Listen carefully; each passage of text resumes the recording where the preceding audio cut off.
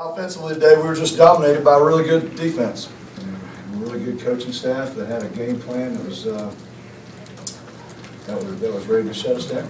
It was ready to shut us down. I mean, it was no secret. They have great players. They've got great players up front. They've got as good as skill position players in the secondary. Well, we knew all that, and we knew it was a tall task going in. But I never felt like it was going to be the way it started out. It was just as if we were, I don't know, just off rhythm, so to speak. Quarterback in the first half play wasn't very good. Our O-line play, we couldn't get him pushed, run the football. Backs couldn't make any headway running. Had trouble getting guys open. And that continued until about the fourth quarter. I don't know if they relaxed a little bit, but we hit a play here and there and got some momentum swinging our way and carried it down there. And just like I have the past few games, I thought we were going to have an opportunity to take the last drive down there and have a potential game-winning score. But as it turned out the last 2 weeks, we didn't have that. We didn't have the juice to finish and win the football game. Any questions? Shawn, you mentioned the past couple of weeks that even with the losses, the team's still having fun. Did the 2 touchdowns in the fourth quarter kind of restore the fun and energy? Are you guys still energetic in this season? Oh, yeah. You don't have a team that's not having fun. And certainly the first 3 quarters wasn't all that fun. I mean, let's just be honest when you say it wasn't. It wasn't. But there wasn't ever a look on a man's face that I thought where they were giving up. It really wasn't. You could see it in their eye when they put those back-to-back scores together. I mean, they were ready to go. Ready to go. If you look at our defense, man, they were playing lights out. They were making stop. They would hit a play here and there, but they really played well. And there was no quitting them. They were out there having the time of their life as much as they could. Did you give any thought to bringing Connor Mitch into the game in the first 3 quarters? There was definitely some thought. There was a time there that we thought we were going to make a change and see how it was going.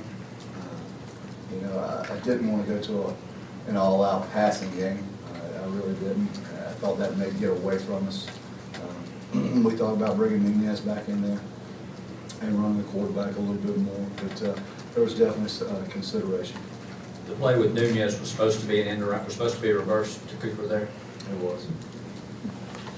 Right. Kind of playing off Heath's question, was there anything that Florida did in the first 3 quarters that you didn't expect or kind of kept you off balance, or was it just, as you said, they're a good defense? They have a good defense. They're well coached. They've got great athletes. We were overmatched. Right there in the first half. And they were just making plays, They were making plays. Could you pinpoint one particular thing that Florida was doing that kind of kept Farrow really kind of mostly out of the game outside of that one big play? They've got great skill position players. They've got great cover guys. There's a lot of guys that have been for a long time in the league at the next level. I just think the athleticism matched up against his was probably what kept him back. Over here. Coach, you guys are averaging just about 3 points in the first quarter. Is there anything that you can pinpoint as why the team's continuing to start slow?